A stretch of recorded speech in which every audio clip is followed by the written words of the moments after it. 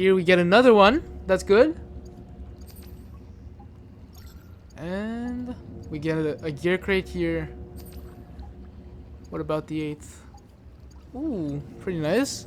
So, and we also get the Xeno Purifier. In this video, I'll show you how to passively farm weapon mods and gear mods. So, the reason you'd want to do that actually is because in the end game, you're gonna have to be enhancing your mods, right? And enhancing them costs a lot of mod parts. I believe it's around upwards of 700. Actually, let's just do the math real quick, right? So it's 30 plus 60 plus 120 plus 180 plus 300, which costs you 690. So that is a huge amount of mod parts for one single mod to enhance. So this is why I'd like to share how to passively farm those weapon mods.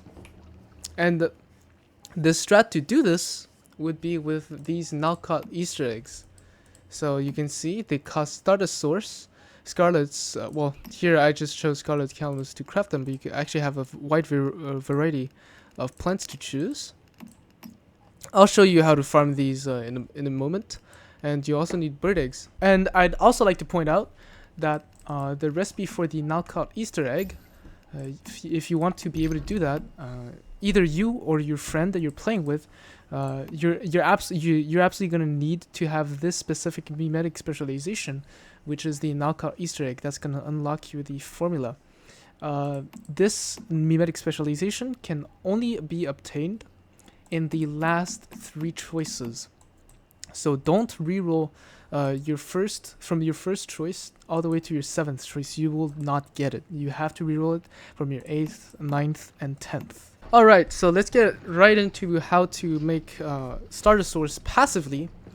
And there's actually 2 ways to do this. So the first way, if you don't have the Memetic specialization, which is the second way, you actually need the Memetic specialization for the Stardust mining platform if you're doing it the second way. So if you do the first way, you actually don't need the Memetic specialization for the mining facility.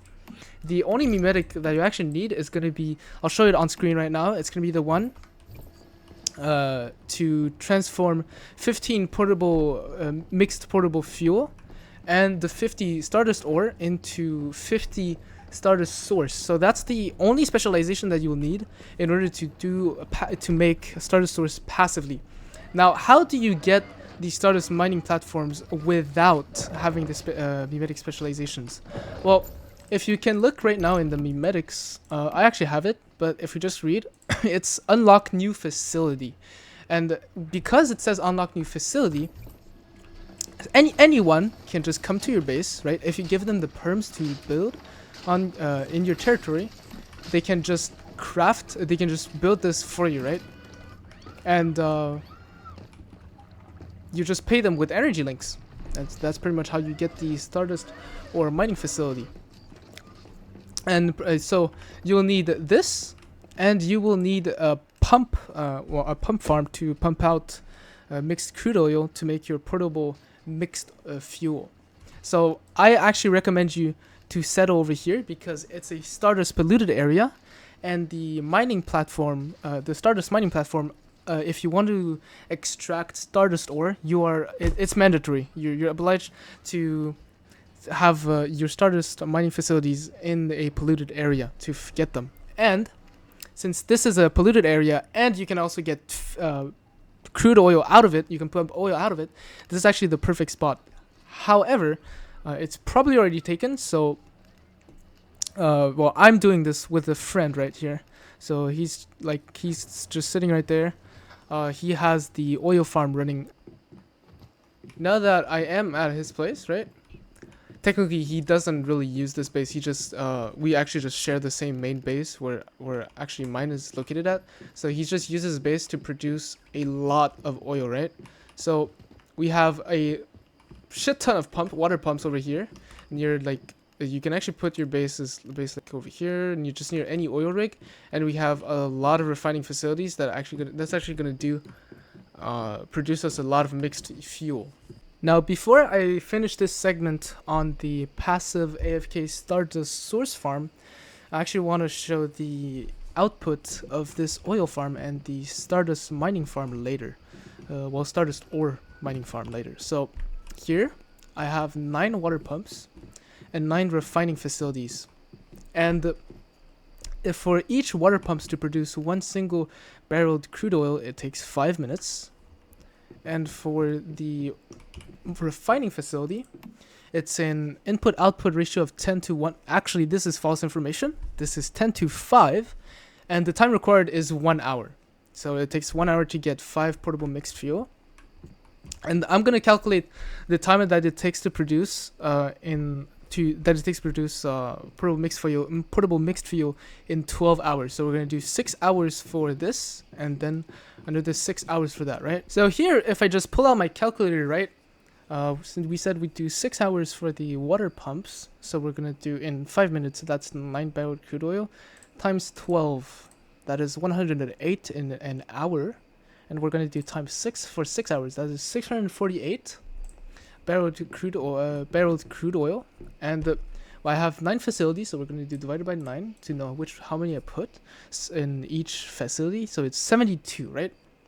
So 72, we're only going to do 6 hours for these, so that both when added up, it actually adds up to 12 hours of farming, assuming that you transfer the item at exactly the 6 hour mark.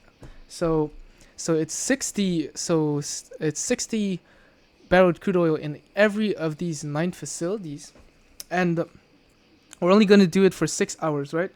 So since the input output ratio is a 10 to 5, right? So it's actually gonna be, if I put 70, it's gonna come out at, so in 6 hours times 5, it's gonna come out at 30 per refining facility, and since I have 9, that's gonna be 270 portable mixed fuel. And for the Stardust ore farm, if I just make my way over there. So now that I'm here, I have 8 Stardust ore mining facilities, and it takes 60 minutes to get 60 Stardust ore. So pretty much, I'm not going to do math for this, because it actually your output from these actually depends highly on your Digby skill rating and activity rating. But in a day, I typically get over 2,000. So for the Stardust ore, you're actually going to be really fine, because to craft one instance of Stardust source, which is equal to 50, it requires you 15 mixed fuel and 50 Stardust ore. And with 2,000 Stardust ore, well, let's just say that you're going to be able to craft at least 40 per day, which is pretty chill. But that's assuming, of course, that you have around the same amount of Stardust mining platforms that I do. The next ingredients would be the Scarlet Calamus. So you can actually use the rest, right? You can use sage, bellflowers, honeysuckles, coneflowers. My recommendations would be Scarlet and then coneflowers. The rest is more like, since you can actually find sages, a lot of sages near coneflowers and yellow lotuses near Scarlets, I'd actually say that you can use them as side resources if you actually end up getting enough. But for now, I like to show you how to passively get that as well, because the entire idea is that you get everything done passively, or almost everything. Like you might want you're gonna have to farm like a little bit at the beginning, or like in the middle, but that's just pretty much the idea. So I have set up a huge farm with glow shrooms, and actually the place where you can farm loads and loads of Scarlets also shares spawns for mushrooms. So I'll show you that right now. And with that, you're gonna want to teleport to this teleporter right here, located at Broken Delta near the Sunbury Middle School and Sunbury. Alright, so now that I have made it here, just before we do anything, I'd like to mention that you should really either craft this sickle if you have the Memetic, or just buy it from someone else on your server, because this sickle is a huge QOL. As you can see, it says when it is in your backpack, there is a 20% chance that gathering in the wilderness will result in double yields. So you really want to have that before doing your farming run. So if you just make your way over here and go through this hole, you're gonna find a gear crate, but you're not here for the gear crate, right? You're more here for the mushrooms. Right now, I am currently sitting at... I don't have any mushrooms nor Scarlet, so we're just gonna start farming here and see how one single run, how many mushrooms and Scarlets I can get from it. So, just the literal path for this is just a straight line.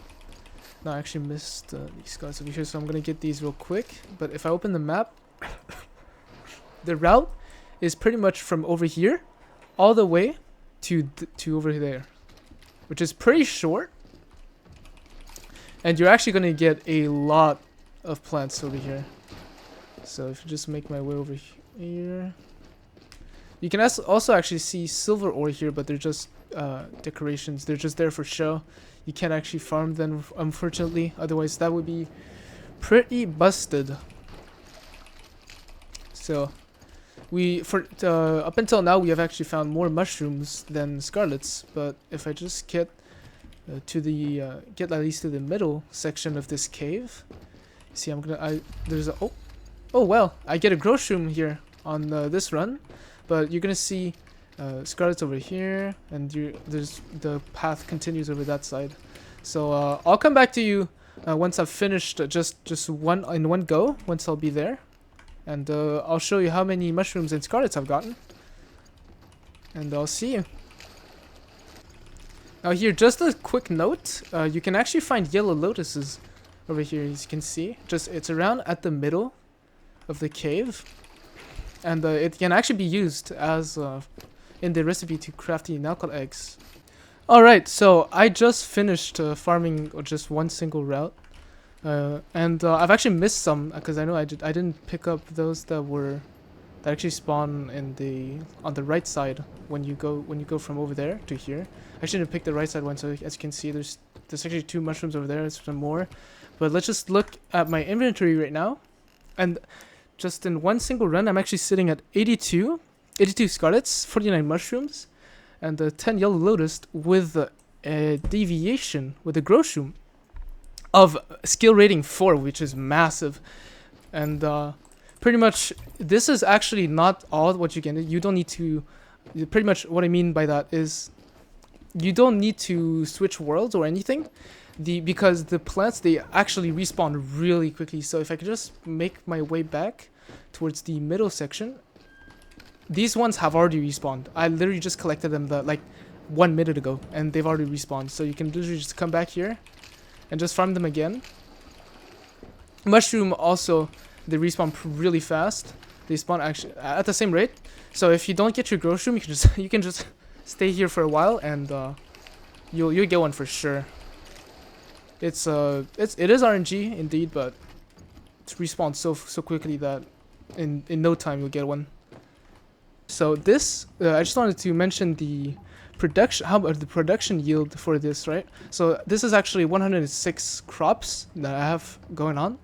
I have started just collecting what the growshrooms have given me since 8 a.m. for me, and it is currently almost 8 p.m. It is 7:43, so if I can just harvest these and put it in the fridge, I can actually show. Oh.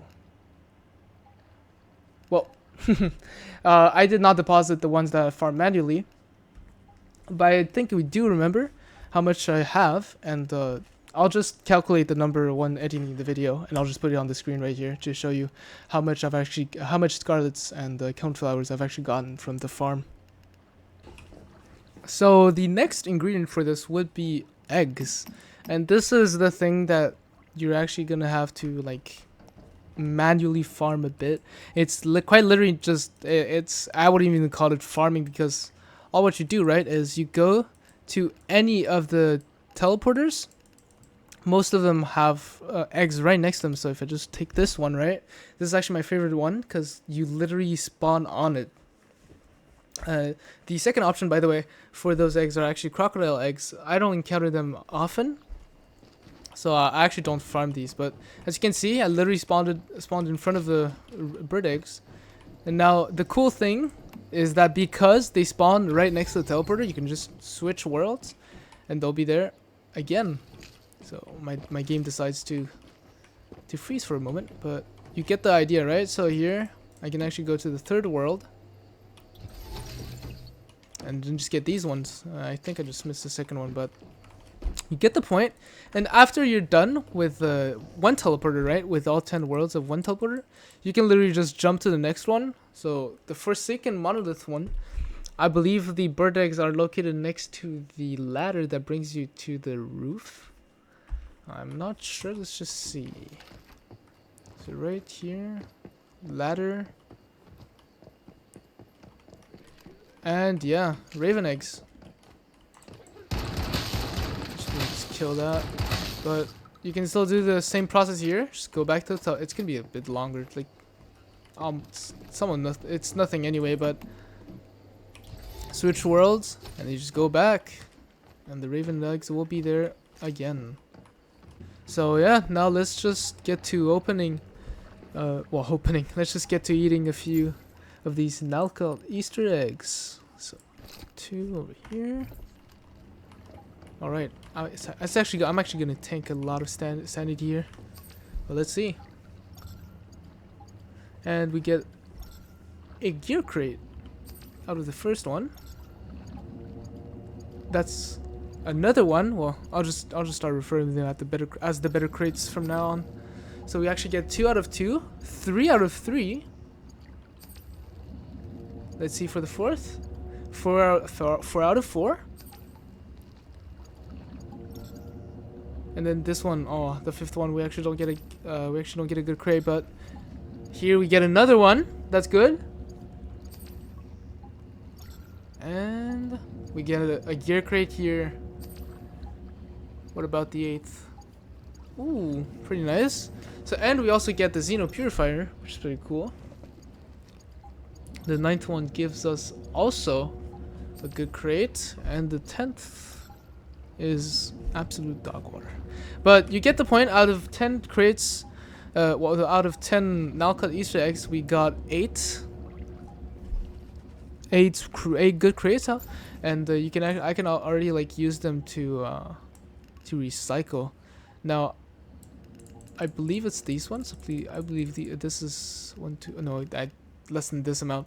But pretty much, I've gotten mod parts, which is the good thing, right? I got multiple mod parts, and I also have mods to recycle now, which is pretty cool. So yeah, that is the way that I found to passively farm mods or mod parts.